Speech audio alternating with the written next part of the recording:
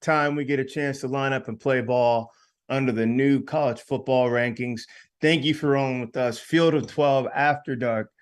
Best spot, best hour you're going to spend on college football. We're going live right now, post Bama, LSU. George Whitfield joined by Mr. Michael Felder, now the man in the South, the prodigal son of We Are Penn State, Christian Hackenberg. Fellows, we're going now, and we've already been rolling basically the second half of this Bama LSU game on top of all the other knockouts and escapes. What a vicious Saturday night. Hack, Felder, how we doing, fellas?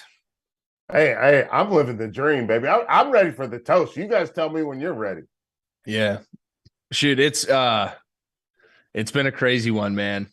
We, like you said, George, we've been talking about it here pretty much this whole fourth quarter. And I'm excited to see what we got for the folks here tuning in, because I think you're gonna really enjoy it.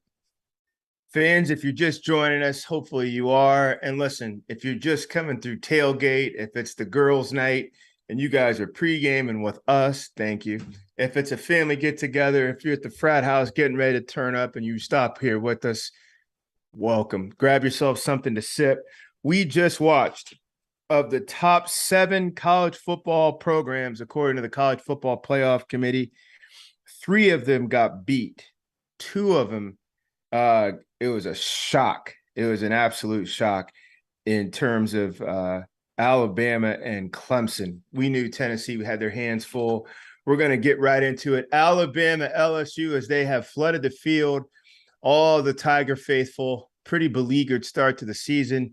Brian Kelly trying to get himself settled. Fellas, they do it. And we just watched this together live. Michael Felder, I was looking at Alabama's defense saying they only gave up 1 touchdown in the last 5 possessions. Felder's like, yeah, but that was the touchdown that actually put them over the top. Felder, I'm just going to start with you. What's your biggest takeaway in either looking at it from Alabama's lens or looking at it through LSU's lens, or just as a fan? I think obviously it's great for LSU. My biggest takeaway is they had a lot of bugs on the rug.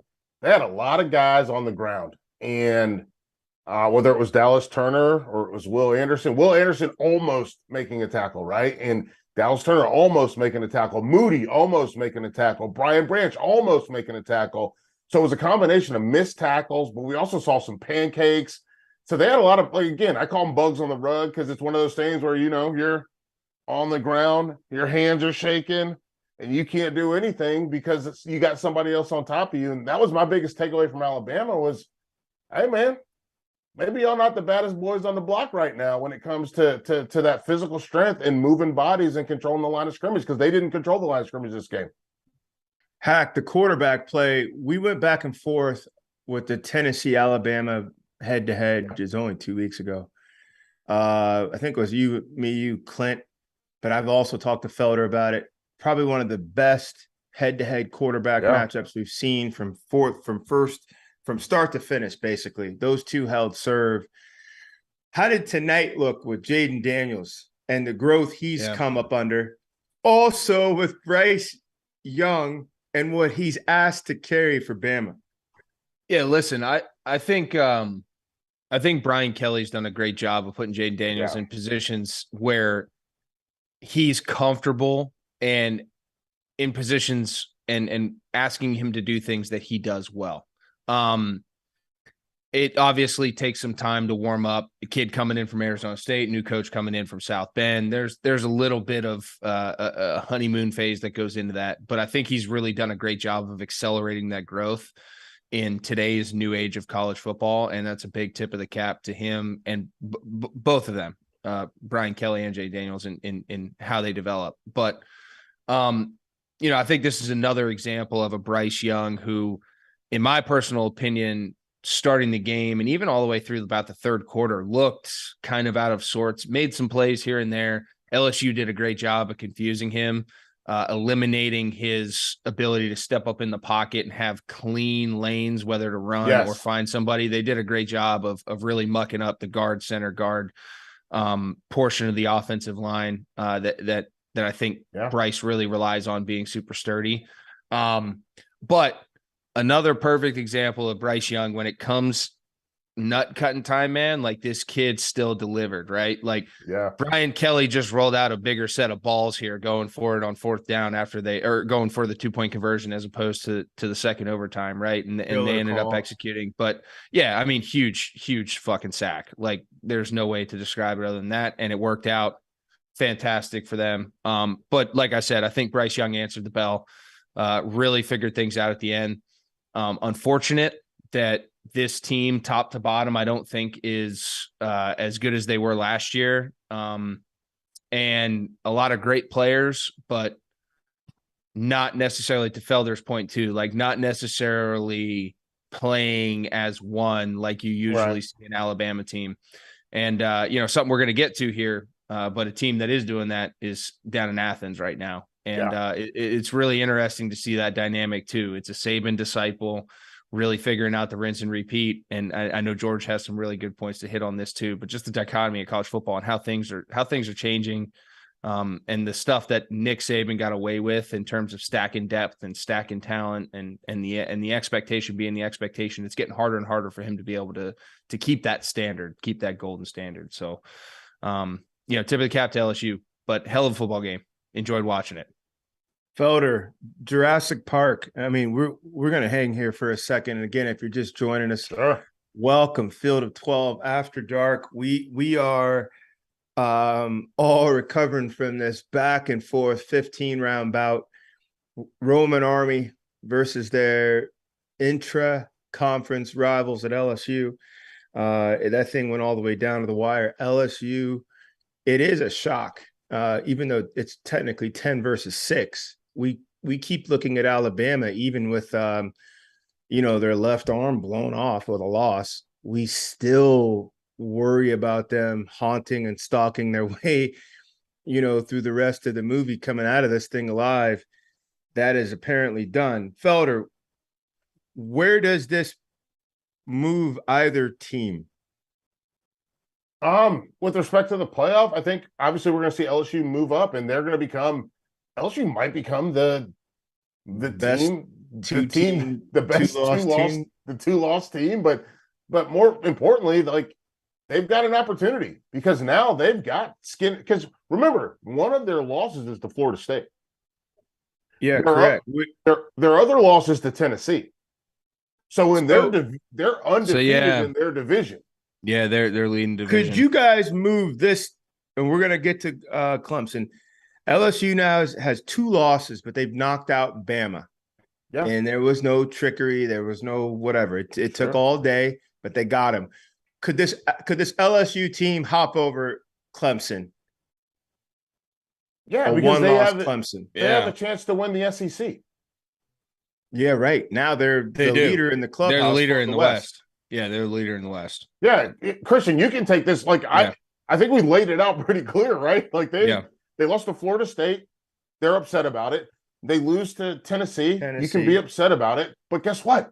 In the West, somebody's going to have to take them down. Alabama's going to need help just to get to Atlanta. And here's, well, I'll save this for later. But yeah, I think this LSU team's done a great job of like controlling their own destiny, right? Like you could talk all the shit about what you want, like the first week. Yeah, I mean, even that game, Jane Daniels takes them 99 yards.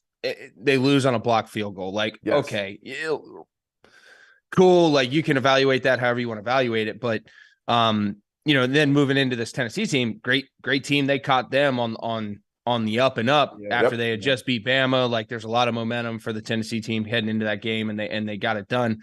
But yeah, they control their own destiny now. And I think it throws a big monkey wrench in this whole operation, right? Even when you're talking big, but when you're talking big picture of college football playoffs, it's been 2 SEC teams.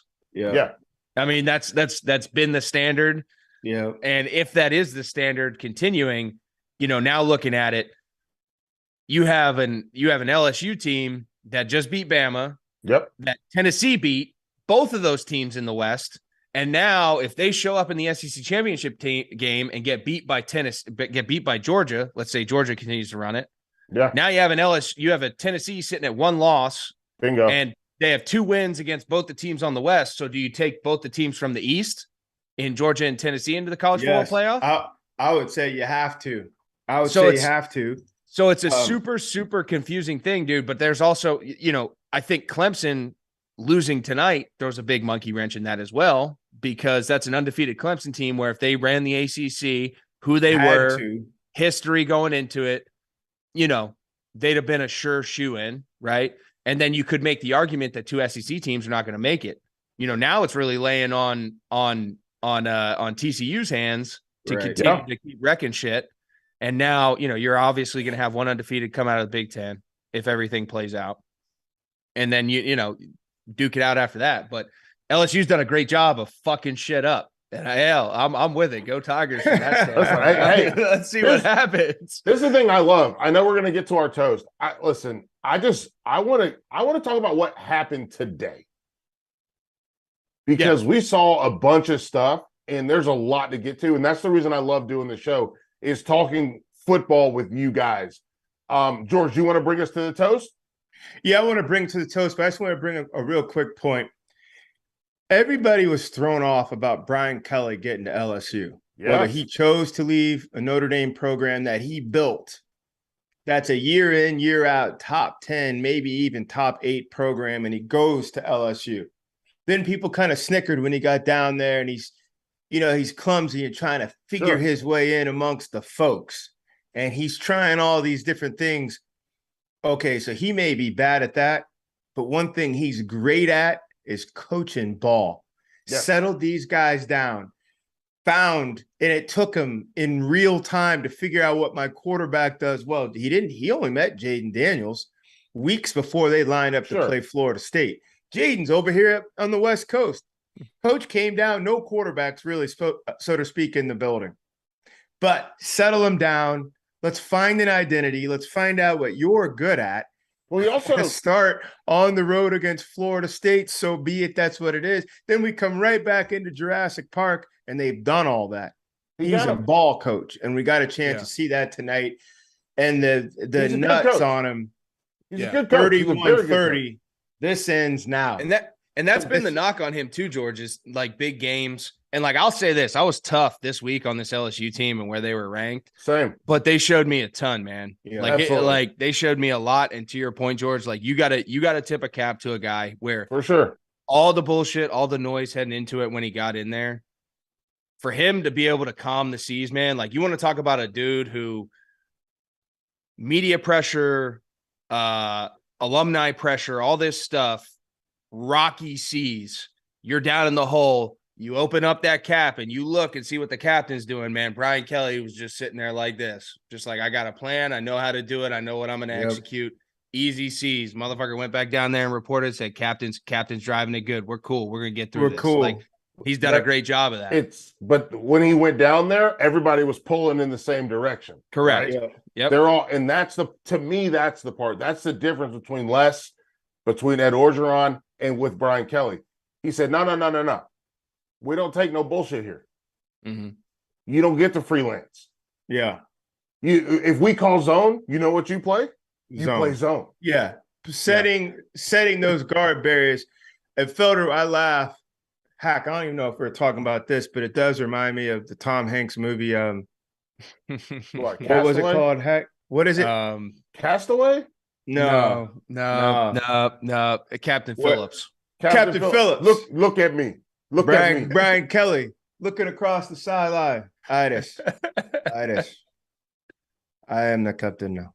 I am the captain. Yeah. Love that. So for those of you rolling with us, grab something to sip. We got a few toasts. Tis our tradition. Yeah. Michael Felder. Yeah. Your favorite player, team thing today in college football, sir. Oh, I am toasting to Alabama and Clemson.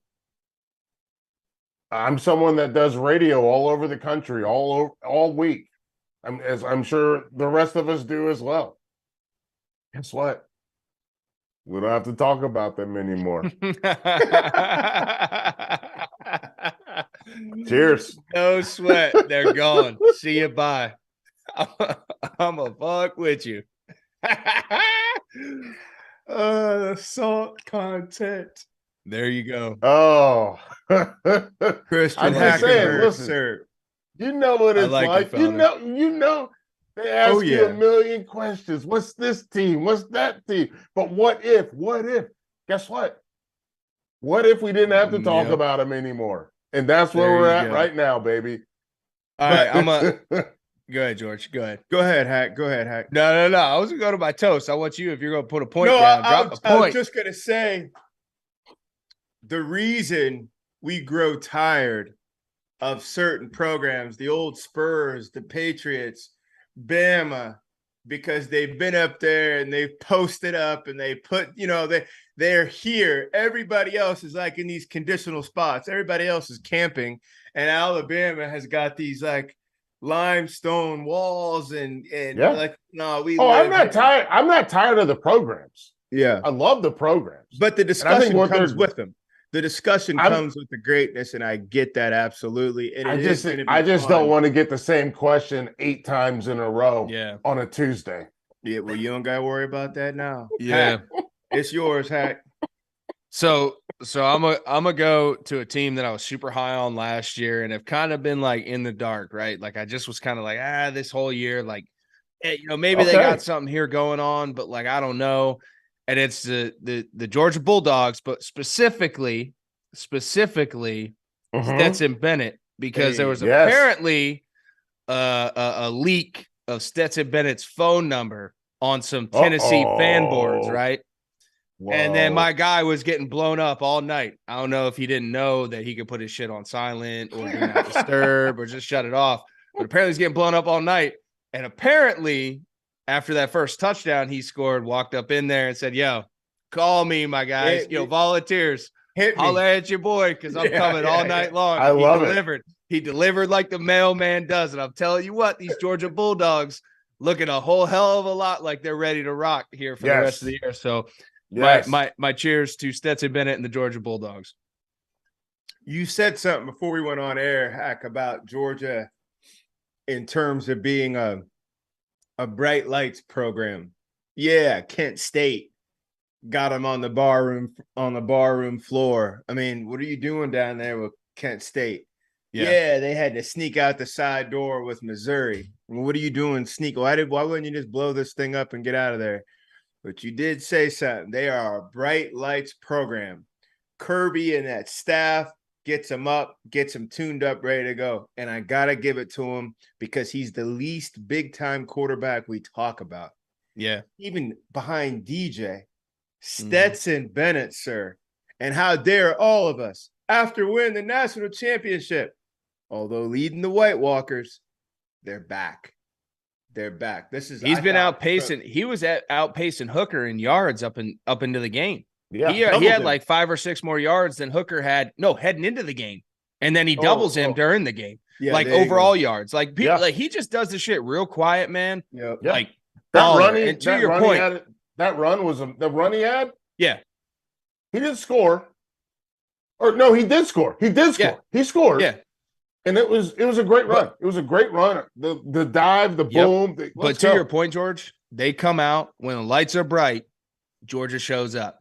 Yep. They show up, and you know you're going to get their best every time. Doesn't matter if it's at Georgia, if it's in the college football playoff, if it's in a fucking back parking lot of a Belk. They don't give a shit. They're coming to play when the lights are on. What do you know about Belk? I don't know. Threw it out there. I threw it out there. I don't know. First of all, we call it Belks. Yeah, whatever. Yeah, whatever. But we call it Belks. Anyway. But yes, Belks. Yes, that's a. I love that. Hack. You mentioning Belks. We'll score some points. Guaranteed. That's where Stetson Bennett got his first. Yeah, for sure.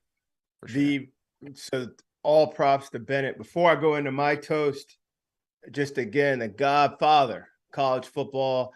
Lee Corso was not on set today. I think he wasn't feeling too well. Coach, we hope you're doing well, sir. My toast for tonight, field of 12. Yeah, it's down at those Bayou Bengals. They have been through so much. since winning the national championship, and they took everything that year. Number one offense, number one offensive line got an award. The receiver room got the best receiver room award.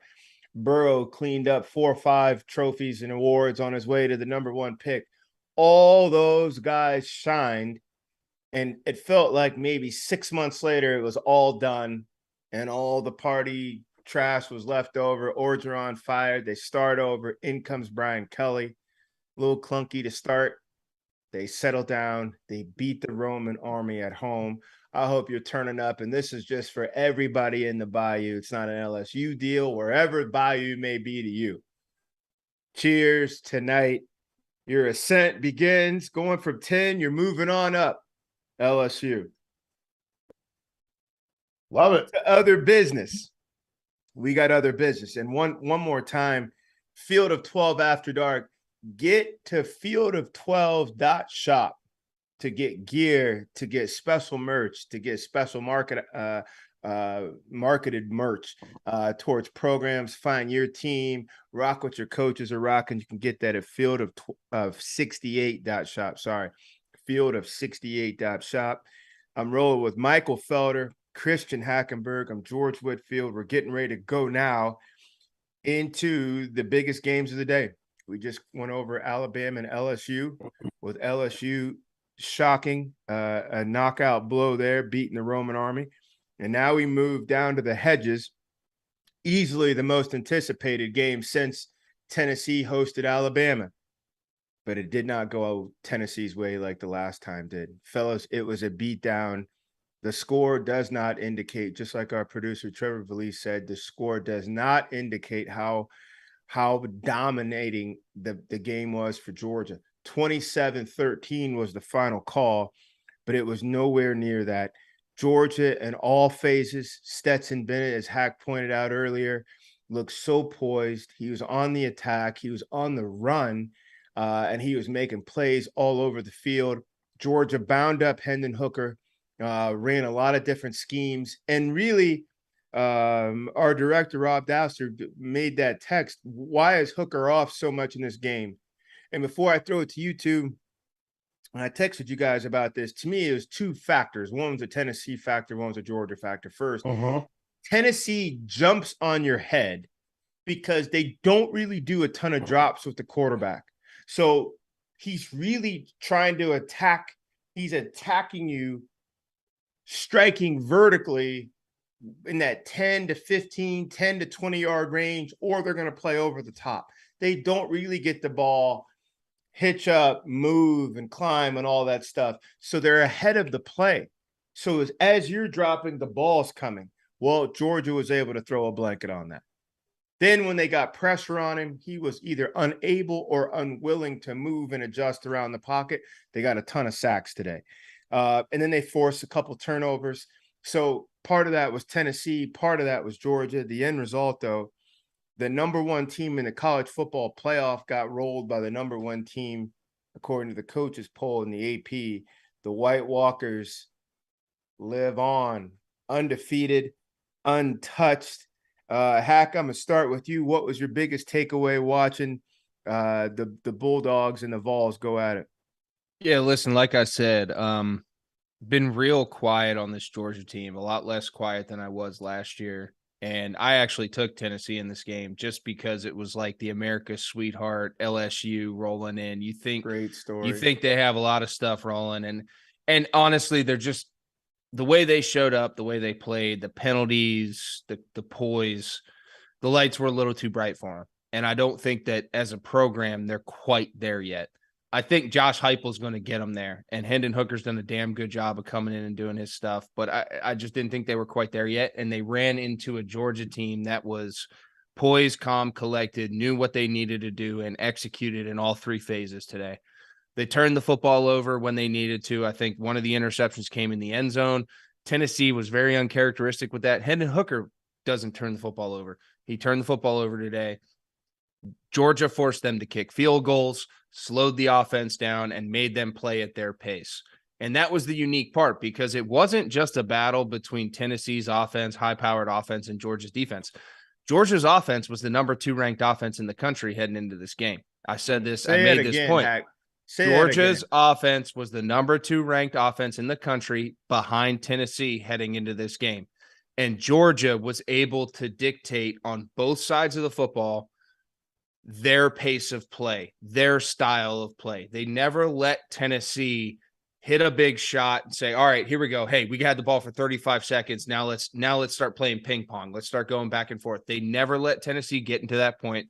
They made them be methodical moving the ball, which Tennessee has not had to do all year. Georgia, on the other hand, was able to get methodical, take advantage of some turnovers and some advantageous field positions, flip some big scores out of that. They had the quick turnover, had the ball on the plus 40-yard line, took the big shot, threw the out and up. There's a lot of things that Georgia did offensively to dictate the entire game and defensively. And it was really great complimentary football from my end. And that is why I made the comment headed way back in this show that Georgia might be the next dynasty, because they're now showing this. They're showing the maturity of a program that's been through the trenches. They've grown, they've won big games. And when the lights come on, they come out and play their best. And that's what you see out of the best teams week in, week out in college football, year in, year out in college football. And this was a prime example of it. And, I felt bad not picking them afterwards, but like I said, I had to go with the sweetheart. And like I said, I think Tennessee's still in it. Part of the argument that I made, they beat both the teams in the West that showed up. And if they're going to go with it, whatever, Tennessee's got to continue to do what they got to do. But a big tip of the cap to Georgia. They just dictated the game on both sides of the football for 4 quarters. And it was really impressive to watch. And the rain started and they, could have been worse. But they did a great job of commanding the football game. And it was just very impressive to watch. So Felder, before I hand this to you, I want you to just look at this and then carry this ball here real quick. Hack did bring up a great point. He's going the dynasty route with Georgia. Mm-hmm. That's fair, because they were in the national championship with Jake Sure. Fromm.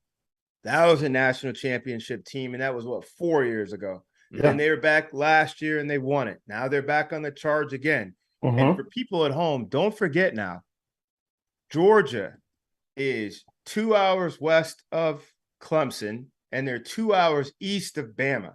Right. And they're sitting right down 60 there. minutes away from Atlanta. Yeah, correct. But I'm saying you got 2 powers. It's not like USC all the way out here or Texas all the way down. Like, they got plenty of room. They have no natural threat. yeah, You just Sure. recruit how you recruit and go about your business. Every time they walk into a high school, you're likely to walk past a Bama coach or a Clemson coach, and you still got to find a way. Their quarterback is not a 5-star guy. Stroud is.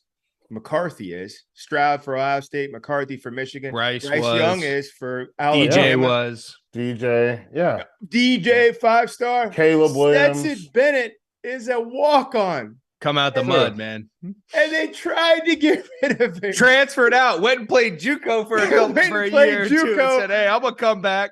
It I wasn't didn't even mean to do Killer that. JUCO came on Yeah. back, and he's like, "Look, I'm your guy." Justin Fields decides to roll. Other guys decide to roll. Stetson Bennett's like, "Look, you gonna have to go with me sometimes." Face down another 5-star in JT Daniels. Correct. Yeah, He's exactly. running Get outta here, all my these boy. 5-stars up out of there. And here's the killer part. He's got 5-stars sitting behind him. They Sure. develop players. They recruit players. They are always game ready. They never beat themselves. That's something that's not often said about Georgia. Always sound play at football, and they do what's necessary. And then more times than not, they're blowing teams all the way back to, Kazakhstan. They're a very physical football team. Very physical football team. They're a very physical football team. So Felder, I'm handing the ball to you just to say what Hack is saying. A lot of that stuff is going to hold, because that's just who you are. It's not like they got a big old monster at receiver, and when he leaves, so goes the firepower. Or when these 2 defensive tackles leave, so goes the front line. That's just not the case. This is starting to become DNA. Well, I think that they have created, and again, we talk about it with Alabama, and it's this part of Alabama that I wonder what that looks like moving forward, because they're missing some pieces. We saw, like, again, I said it I said it to start the show. We had a lot of Alabama guys that look like bugs on the rug. You're not supposed to be, if you're a defensive football player, you're not supposed to be on your back. That's the worst place for you to be. And then with Georgia, they're never on their back. They're moving forward. And when they tackle people, the people go backwards. And when I look at Georgia, the big thing that I see, and I do think that they're flipping it over. They're switching the game over to dynasty mode. I do think they are. And I think they're going to continue to be, at the minimum, contenders. There's nothing fake or pretend about them. This is the team. They're for real. And listen, remember, let's not forget about this. Nolan Smith is out for the season. Mm-hmm. And they still got the job done. Now, I will say this, 32, whoever you are, you need to put some gloves on. Because you don't look great. But public service announcement from Field of 12. Fellas, Georgia came in 3 in the poll. Do they jump Ohio State and go to 1 for this win? I'll just leave it there first. Hack, you know who I'm talking about. And you know he got to put some gloves on. It's a good comment, fella. That's why I just giggled. It's very solid. Astute point, sir. But no, I think that Georgia is probably going to move to number 1. I think the question, honestly, I don't know if we're ready to move or not, but the question becomes what happens with Ohio State? Well, they're next. Well, they're coming. Here's what I will say, George. I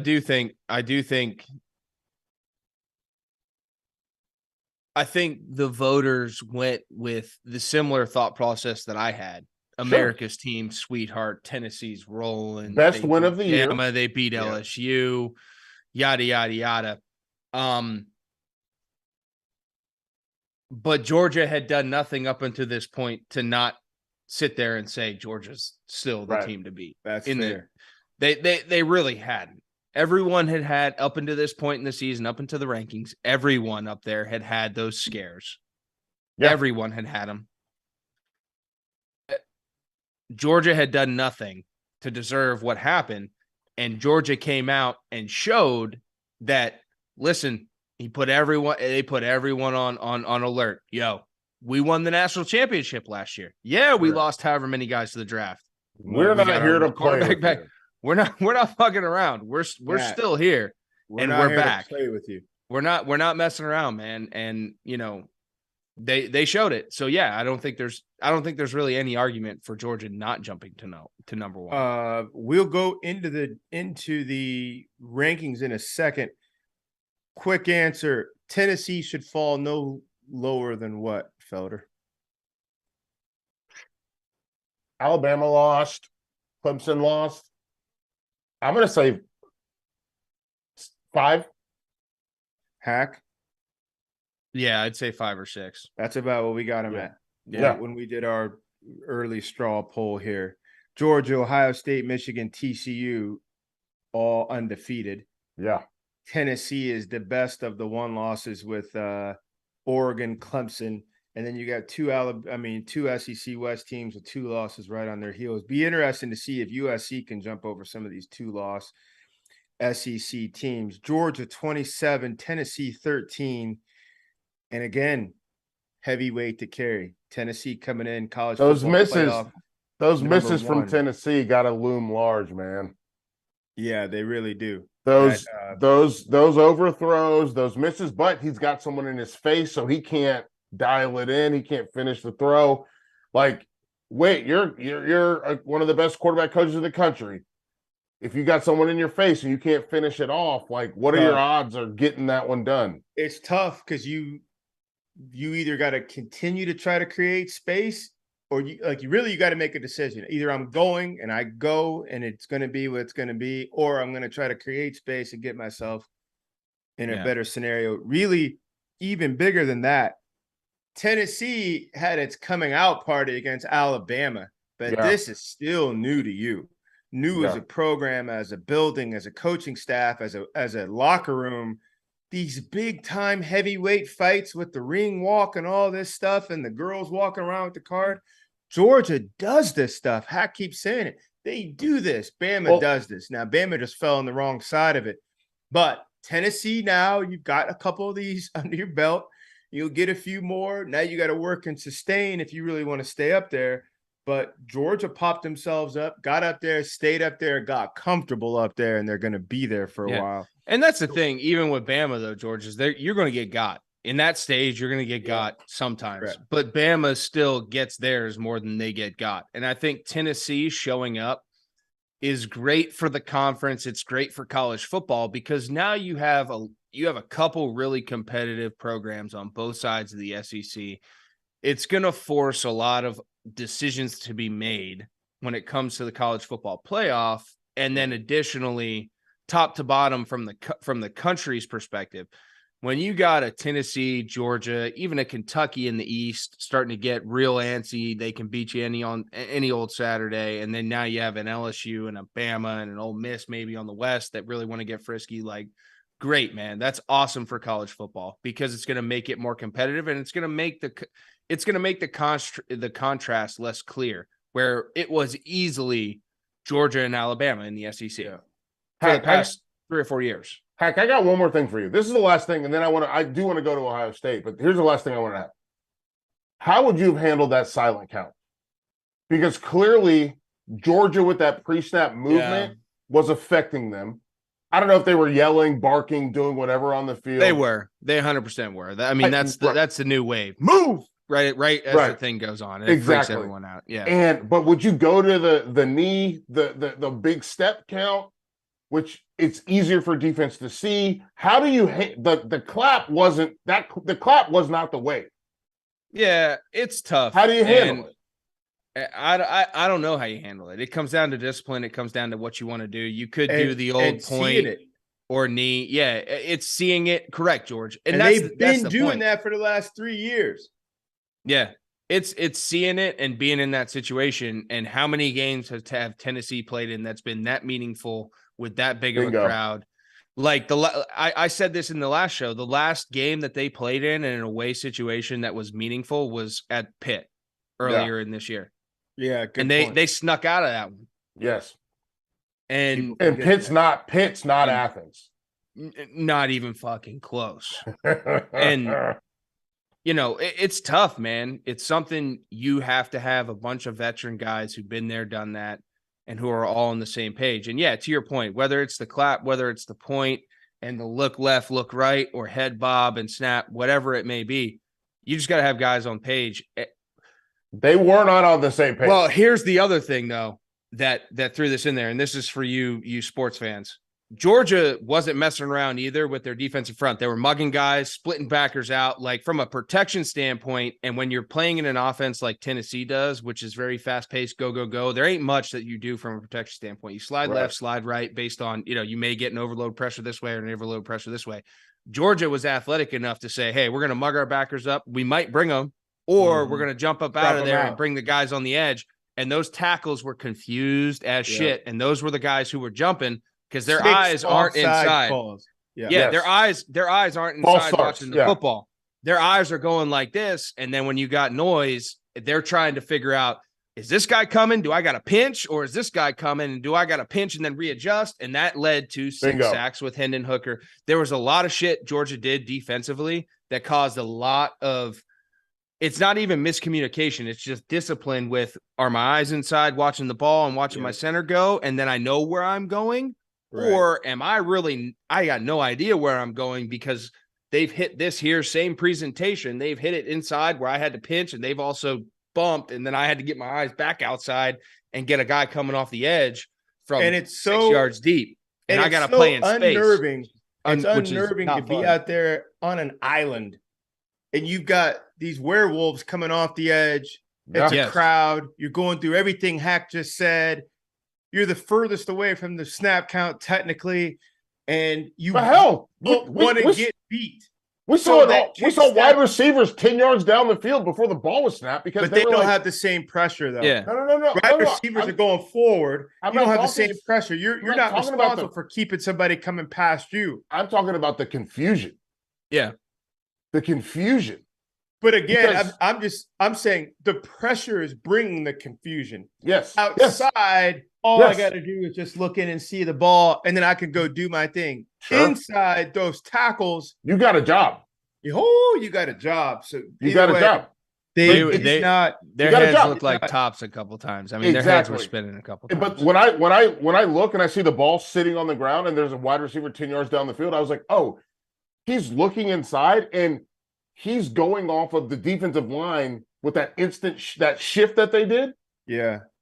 And then he's like, oh, he must have snapped the ball. They're moving. I'm going. And then all of a sudden it's like, oh. But that's discipline though, Felder, because at It the end of the day, is. their eyes, if you're a receiver, your eyes got to be on the football. Period. And there's no very clear that they were not looking at the football. They were looking at that defensive line. And Felder, as a defensive coordinator, what they're trying to get there, they're trying to get a rhythm of your snap count. Yes. So if it's color number, then they're going to move. If it's a clap, if it's the head nod, if it's the step and then a beat, and it's all those things. After you've settled on all your rules and everybody's agreed on where they're going, now we get into the cadence and they make another change. You know, it's a dickum to some extent. Yeah. Thank you for rolling with us. It's field of 12. That's a great point. That's a great point. The whole thing was a great point. It's field of 12. It's a nightmare. Look, we got more for you guys because we got to go through this. Yeah, we got to go. We got 20 South minutes. Bend? What happened up there in Evanston, Illinois with Ohio State? TCU, could they stay undefeated? What is going on in College Station? And what is going on with SMU and Houston? We're going to try to jump through all this stuff.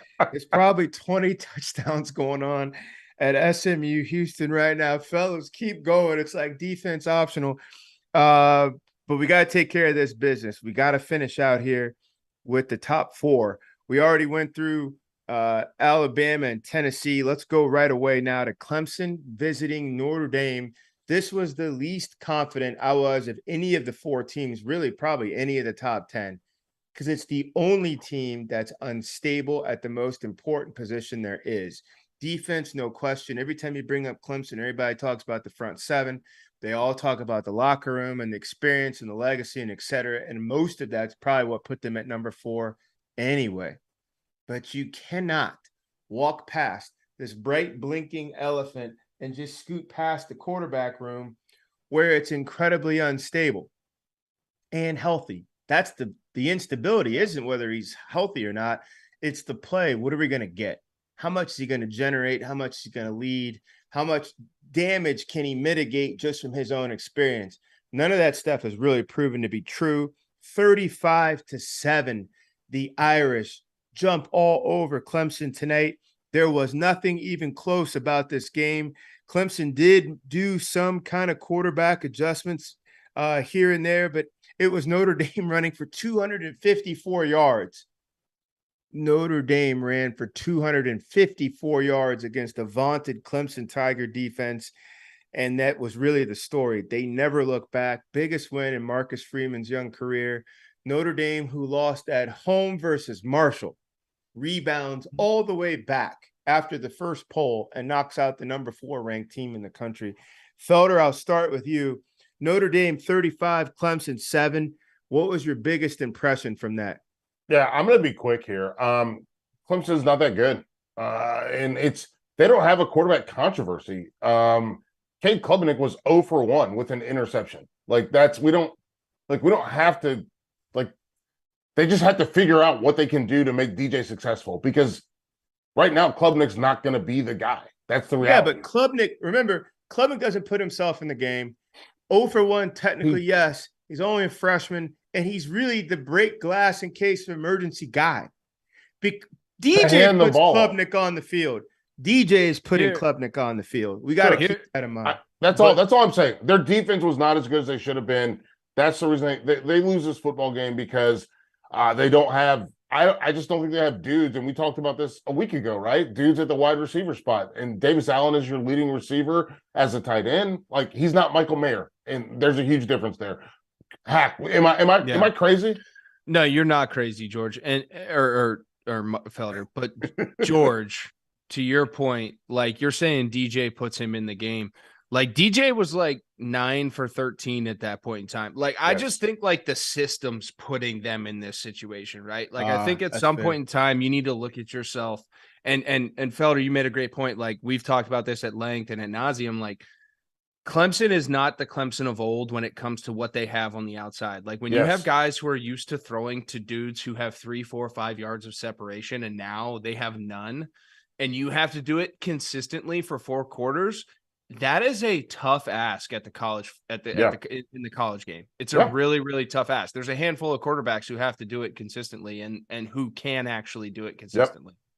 And DJ just hasn't had to do it. He's been forced to do it, and he's done it sometimes, but he just hasn't been able to do it consistently enough. And when you put Cade in there, you're just putting a young kid who doesn't have a ton of reps in a really shitty situation. Right. Yes. Like even when he saved the day, and it was a quarterback controversy against Syracuse, he came in there and was like 2 for 4, had some sparks, made some stuff with his legs, clapped around, like just brought a little energy, right?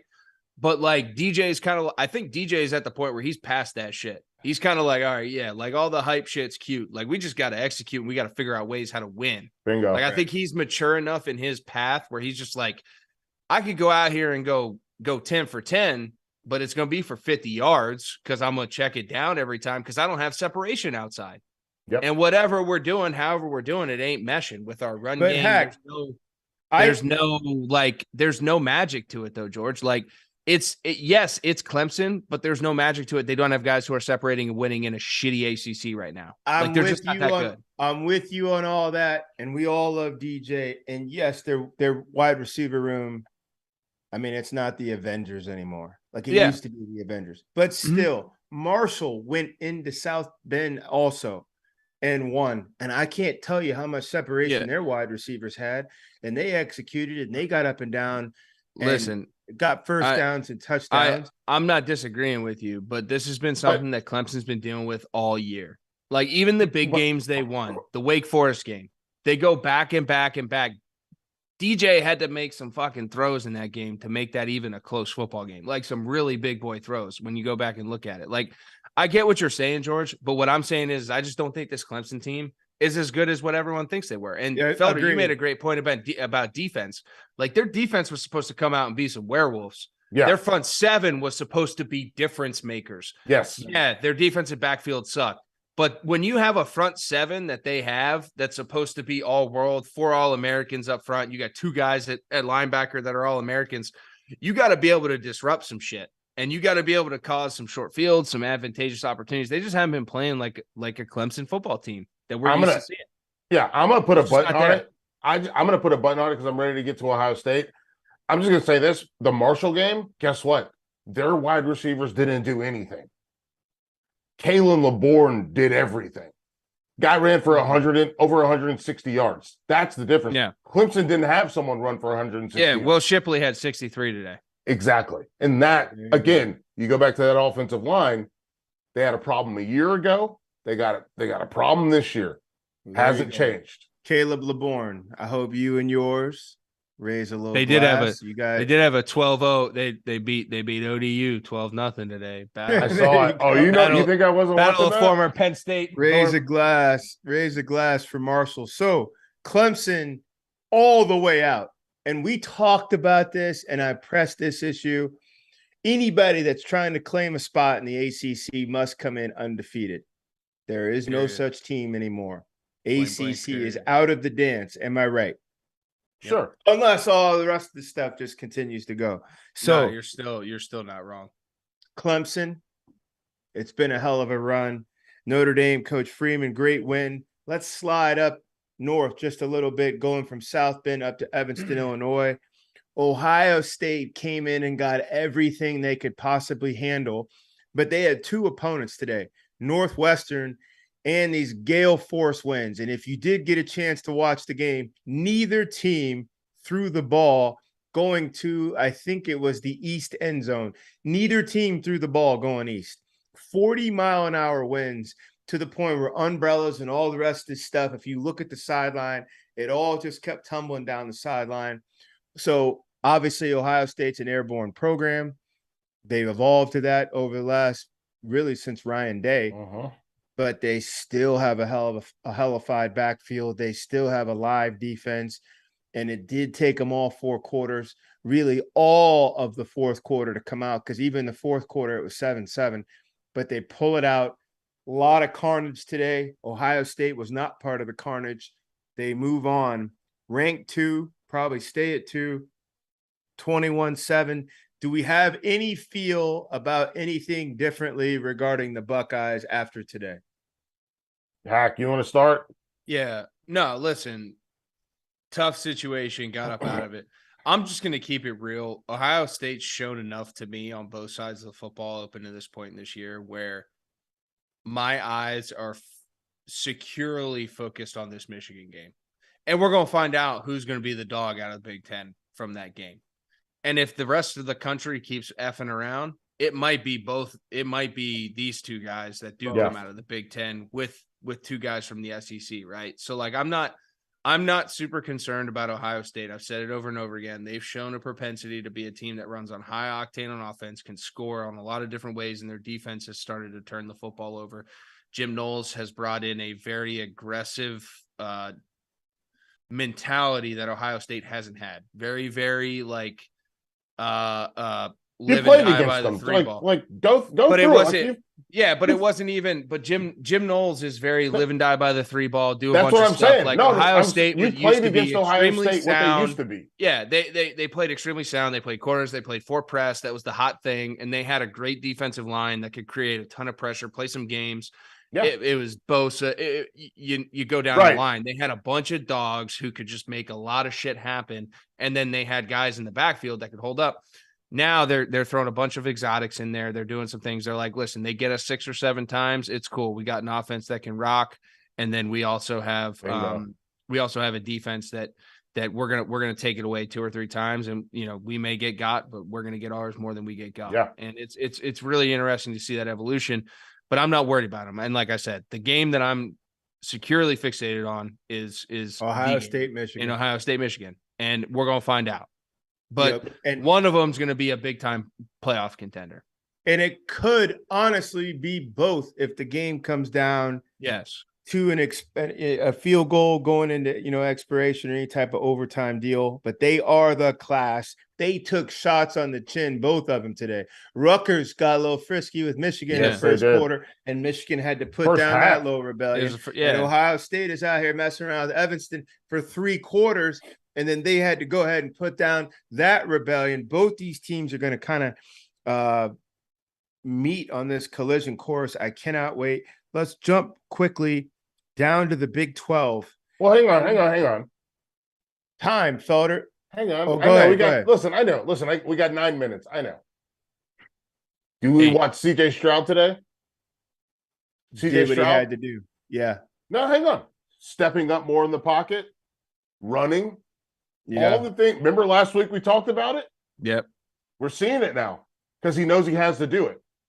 Because that's the way to open up that run game. That's the only thing I wanted to say. That's it. But so let's move on. Let's move to TCU. He did, but he still left a lot of throws on the table. He's not stepping through with his back half, and I don't want to nerd out because he did do some things necessary. And Felder, I thought about you when I was watching that. Yes. And they are starting to coach. I mean, they've been coaching, but they're starting to detail on him. But the quarterback run game, which has made Ohio State so successful for all these years, and they've been so rich that they haven't had to use those guys to contribute. Now he had to today contribute. He had to do something. 1-7 or 1-8 Northwestern. He had to put his little bills in the collection plate, which was fascinating to watch because normally all his other guys do that. Felder, great point. Okay, ACC is out. Big 12 is still rolling off of the purple and silver. TCU today got in here with Texas Tech. It was a fascinating start to the game. Everything they kind of say about TCU, they are not a knockout artist. These guys kind of fight like how Mayweather does. The opponent's going to make it to 12 rounds, and he could get really nicked up, or he could be barely staggering, or it could just be I just outclassed him. Look at my punch numbers. That's kind of what happened today. TCU 34-24 over a Texas Tech team that beat Texas last week. Yep. Fellas, what was your takeaway from it? How far up does TCU jump from the disrespectful 7 starting spot they had last week? They probably moved to 5. Still don't think they jump in with 3 No. of the top 5 losing today, or 3 of the top 6. You still don't think they get into 4. No. So the only undefeateds left is Georgia, Ohio State, Michigan, and TCU. And you think a 1-loss team is still going to be in front of TCU now? I think Tennessee might still be hanging. I think Tennessee might still be hanging around there. That's Hack. Hack, what do you think? That's the only one. Right. Losing to Georgia on the road. Yeah. Yeah. That's the only one to me. Who else is going to go in there and do what they did? Hack, what was your impressions of the Horned Frogs today? Yeah, I mean they've done what they've been who they've been. They make the shit interesting and they figure out a way how to do it. And at some point in time, when you're watching it, you keep going back to they can't keep getting away with this. They can't keep doing this bullshit. They can't keep letting them get up ahead on them. And they do it and they keep coming back and winning. So you got to kind of give credit where credit's due. Like, hey, if this is your DNA, great. Is this going to make for a great college football playoff team? I don't think so, because you start doing that against some of these teams that we had talked about and already detailed, it ain't going to be great for you. But at the same token, you have to sit there and say, hey, you know, if everything shakes out and you got an undefeated TCU freaking Horned Frog program that's done a great job rising from the ashes, we got to give these boys a shot. So I think they're sitting there at 4 or 5 without a doubt. If they don't jump up to 4 or 5, I'm gonna be pissed. Yeah, same. I'll go real quick because you want to talk about if things don't work out for you. Yeah, I got something for you right here. But no, for me when I watch it, I love this kid. This Savion Williams kid is a monster. He's doing his thing for them. But if you want to talk about things don't work out, A&M and Jimbo Fisher. I was just going to transition us over to that. Yeah, Florida got in that ass. A&M is now 3-6. wow. Never thought we would say that. 3-6. Texas A&M falling today to a tough Florida team. And again, they live in Jurassic Park. We knew the schedule was going to be what it was. One away from a happy Christmas. Loss. They had some ups and some downs. They got beat at home at Appalachian State. Then they have the ball on the 4-yard line going in with a chance to beat Bama undefeated. So with a second string quarterback, mind you, all that stuff aside, they have 3 wins right now. Quickly, Felder, Hackenberg, you guys are the athletic director of Texas A&M. What is your mindset tonight? How much money are you going to give me? How much money are you going to give me? Because we're either going to make a change or we're going to hold it. It depends on how much money somebody else is going to give me. Am I wrong, Hack? No, I'm making phone calls tonight. I'm looking up the black book, the directory. I'm spinning the Rolodex. I'm saying, all right, this guy gave 27 million. This guy gave, I'm going, hey. So, but my what do you guys want to do? Are you motivated to move? Or are you going to look at it and say, look, okay, we took this one on the chops this year, tighten it up. Let's get the resources, get the quarterback position solidified. Are you motivated to move or are you motivated to just look toward next year? I'm motivated to move. I'm motivated to move, and I'm making it to where the majority of it's outside of the athletic director. It's outside of inside of the university right now. If I'm the athletic director, I'm going to everybody who means something outside. They have an affiliation with the university, but are outside of the university. I'm saying, yo, what do you guys want to do? This ain't I'm ready to move, but I ain't got the funds to necessarily make the move internally. So what do you guys want to do? If you want to do this, we'll rock. If you don't want to do this, I guess I'll stay here. We'll stay here. But this was a collective decision and not on me. You know what I'm saying? I gotta save face. This was a collective decision of all involved. Yeah, and I'll deal with the plebes down here that don't throw the money at the program. But if you guys want to buy this guy out, I'm on board with it. Yeah, we've spent so much time, and this has been interesting. It's been interesting with Harbaugh. It's been interesting with Fisher. It's been interesting with Mel Tucker. Guys who are gurus at things, and then we watch them be bad at those things. Whether it's quarterback play with Harbaugh and Fisher, or defensive back play with Mel Tucker. And you're like, whoa, this was the thing I thought was going to be the standard. That this was I thought we were going to be good at. We would hang our hat on this. And so it's going to be interesting to see how this shakes out. I don't know if they pull the trigger on it. I don't know if they make that decision, but I certainly think that there, as you said, Hack, there's going to be some phone calls made. Yeah, they're gonna have to sell a lot of candy bars, but if they can get them, they can get the collective. That's going to be tough. The biggest stress right now on Jimbo Fisher is that Matt Rule is out there on a boat hanging. You got Dan, what's the former Florida head coach's name? Mullen. Dan Mullen on TV hanging. You got some guys who have done it and won it, and they're out there hanging out. That's going to be a lot of stress on A&M going forward. Thank you for rolling with us. Just a tremendous week 10. Next week, look out. Ohio State hosts Indiana. Michigan, they're in play. They have Nebraska. TCU will go and take on the Longhorns.